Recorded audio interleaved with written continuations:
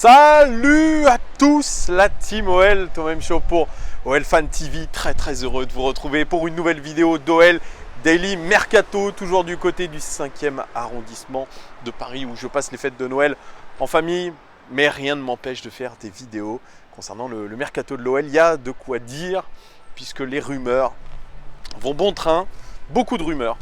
Le Mercato sera probablement agité du côté de l'OL et on annonce beaucoup d'arrivées, peu de départs. J'ai commenté la rumeur Lucas Touzard, mais on parle surtout des arrivées et potentiellement celle d'un ancien joueur majeur de Ligue 1 du Paris Saint-Germain, argentin, El Flaco de son surnom. Je parle de Javier Pastore qui dans une interview a ouvert la porte à un retour en Ligue 1. Sauf à Marseille. Il a parlé de Lyon comme d'un club mythique de Ligue 1. Ah, tout de suite, ça a fait écho. L'Olympique lyonnais serait intéressé par Javier Pastore et Javier Pastore, inversement, serait intéressé par l'Olympique lyonnais. Oui, le joueur de la Roma, puisqu'il a quitté le Paris Saint-Germain pour la Roma, vient être intéressé par un retour en Ligue 1. Lui qui ne joue pas beaucoup en Italie à cause, une nouvelle fois, des blessures.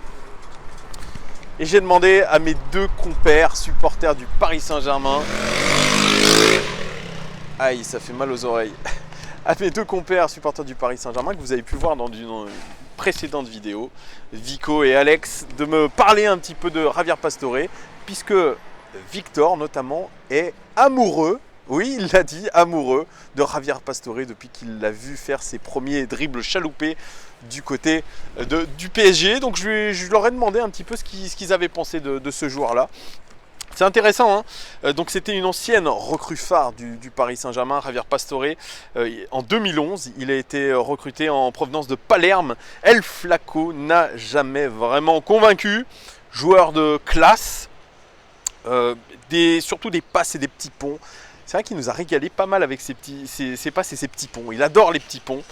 Et il a été aussi bon que fragile, notamment avec ses mollets. Il a eu beaucoup de blessures aux mollets. Il était propulsé star du Paris Saint-Germain à seulement 23 ans. Il aura lancé le projet du PSG, des Qataris, le projet QSI. Victor, comme je vous le disais, est tombé amoureux carrément du joueur depuis la tribune Boulogne lors de son premier match au Parc des Princes. Il régalait déjà près du poteau de corner. Il aura enchanté la Ligue 1 par intermittence, rattrapé, comme je vous l'ai dit, par de nombreuses blessures à répétition et la concurrence très féroce au Paris Saint-Germain. Depuis, il a été transféré à la Roma. Il régale aussi les tribunes, mais par intermittence, titulaire quand il n'est pas blessé. Cette saison, c'est 13 matchs, toutes compétitions confondues et que 724 minutes de jeu, 8 matchs de Serie A, 4 seulement en tant que titulaire, seulement une passe décisive et 0 but. Ouais, on parle d'un retour en France, je vous l'ai dit, à l'Olympique lyonnais surtout, mais il a du talent toujours pour rester en Italie s'il n'est pas blessé. C'est un joueur qui, aujourd'hui, selon Victor, pourrait être titulaire dans n'importe quelle équipe de Serie A. C'est un joueur qui a été gâché par un physique très fragile et surtout un mental défaillant. Il n'a pas toujours été à 100% impliqué aussi dans le football. Peut-être une hygiène de vie qui était à revoir. Il a autant émerveillé qu'agacé. Ça, c'est ce que dit Alex. Son entraîneur à la Roma, Paulo da Fonseca, eh bien lui, il dit que c'est un joueur à devoir gérer, voilà, parce qu'il est très souvent blessé et surtout il est absent depuis 2 matchs. Alors il n'a pas joué les 2 derniers matchs, voilà. Donc c'est pour vous dire actuellement où en est El Flaco, c'est-à-dire loin des terrains, loin de son meilleur niveau. Un joueur intermittent, un joueur qu'on peut comparer aujourd'hui à un Hatem Ben Arfa. Peut-être pas au niveau des blessures, mais au niveau de cette inconstance. Un Abou Diaby au niveau plutôt des blessures. C'est un joueur qui a gâché ce talent, qui a gâché ce qu'il aurait pu être un phénoménal joueur. Bien sûr, vraiment quand il était à Palerme, il a éclaboussé de son talent, la Serie A. C'est un joueur élégant, un joueur qui était capable d'être décisif, très fort sur coup de pied arrêté, très fort devant le but, très fort pour créer des occasions. Un joueur différent, vraiment, son style de jeu chaloupé, avec ses jambes de cow-boy là. Bah ouais, ça faisait un joueur de spectacle. Quand il est arrivé, mine de rien, au PSG, mais il a régalé. C'était lui la vraie star en 2011 de ce club avant l'arrivée de Zlatan Ibrahimovic. Et puis patatras, le physique fragile, eh bien l'a rattrapé. Je parlais d'Abou Diaby, j'aurais pu parler de Yoann Gourcuff. Un petit peu ce style de joueur là, c'est très dommage, c'est très dommage. Et pourtant lui aussi il garde une cote. Il garde une cote dans le football européen. Il est parti mine de rien à la Roma. Ouais, dans un gros club, dans un club qui joue les premiers rôles. Voilà, il est au milieu de terrain normalement associé à Jordan Verretou qui lui, le français, fait une saison extraordinaire en Italie. Normalement il est dans ce milieu de terrain avec lui. Il joue en tant que meneur de jeu un petit peu, ou meneur de jeu un petit peu plus reculé. Il peut jouer un petit peu ce côté regista aussi, Javier Pastore. Il a beaucoup de postes auquel il peut jouer au milieu de terrain. C'est un joueur complet. Mais voilà, il faut qu'il règle ses problèmes de blessure. Et je crois qu'aujourd'hui, ça serait une mauvaise décision pour l'Olympique Lyonnais de prendre ce joueur-là. Trop fragile, on a besoin de joueurs fiables. On a déjà assez de joueurs blessés. On a assez de joueurs qui sont en méforme. On a surtout un préparateur physique qui nous casse tous les joueurs. Donc j'imagine que si Rongoni s'occupait de Pastore, ça pourrait être compliqué aussi. Donc c'est aujourd'hui une mauvaise décision de le prendre. C'est un salaire qui est énorme, c'est 4 millions d'euros, c'est autant que Lopez et Depay. C'est un joueur de 30 ans. Je ne dirais pas qu'il est en fin de carrière, mais ça commence à... Voilà, il faut prendre les bonnes décisions là, à cet âge-là. Il faut surtout penser que c'est, pour un footballeur, le meilleur âge, le plus bel âge, entre 30 et 32 ans. C'est là où on doit être au top. Et malheureusement, Javier Pastore, il n'est pas au top. Donc aujourd'hui... Si je suis recruteur à l'Olympique Lyonnais, je dis non.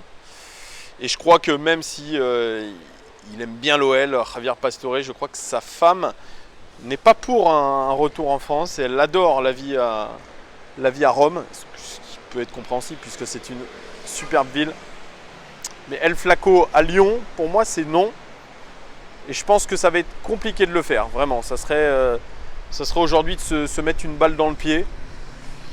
Ça serait vouloir faire trop du court terme, mais encore sur le court terme, on est sûr de rien. Ça serait un gros pari, et je pense un pari perdant. Donc aujourd'hui, ça serait non pour moi. El Flaco n'a aujourd'hui pas les moyens de rebondir. Ce n'est que mon avis. Un joueur comme ça, inconstant, même s'il a ce statut de star, même s'il peut aujourd'hui faire soulever les foules, il peut ramener de la joie un petit peu à l'Olympique Lyonnais.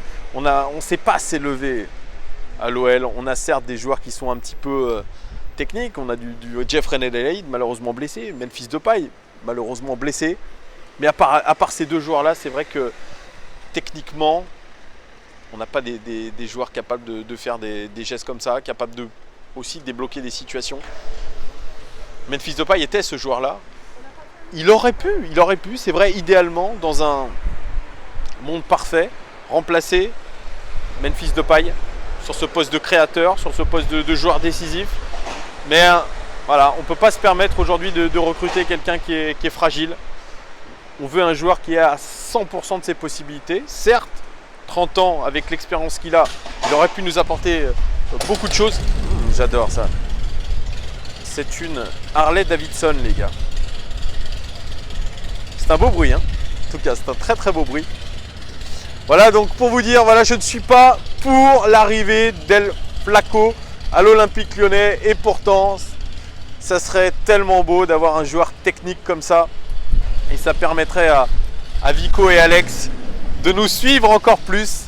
Parce que mine de rien, je soupçonne mon pote Vico, ce Parisien, d'être un petit peu supporter de l'OL. Hein. C'est son plaisir coupable un peu. Voilà, il n'ose pas le dire, mais il suit toutes nos rencontres. Et de temps en temps, il en sait plus que moi. C'est pour vous dire. Voilà, rappelez-vous, hein, Vico et Alex, les deux supporters du PSG que j'avais ramenés dans une vidéo. Bon, vous n'aviez pas été très sympathique avec eux, mais voilà. Voilà les gars, vous dites-moi en commentaire ce que vous pensez de la rumeur Javier Pastore. Est-ce que vous êtes pour? Est-ce que vous êtes contre? Dites-moi tout en commentaire, lâchez-vous. Comme d'hab, vous avez la parole sur cette chaîne, c'est votre chaîne. Créez des débats, vous pouvez dire ce que vous voulez, il n'y a pas de censure. Dans la limite, bien sûr, du respectable, respectez-vous, pas d'insultes, etc. Dites-moi tout. Bonne ou mauvaise option, Javier Pastore au Paris Saint-Germain. Merci les gones de me suivre de plus en plus nombreux. Merci de me soutenir, un pouce bleu, un partage. Faites comme vous le sentez. À très très vite pour une nouvelle vidéo de OL Daily Mercato. À très très vite les gones. Ciao, ciao, ciao, ciao, ciao.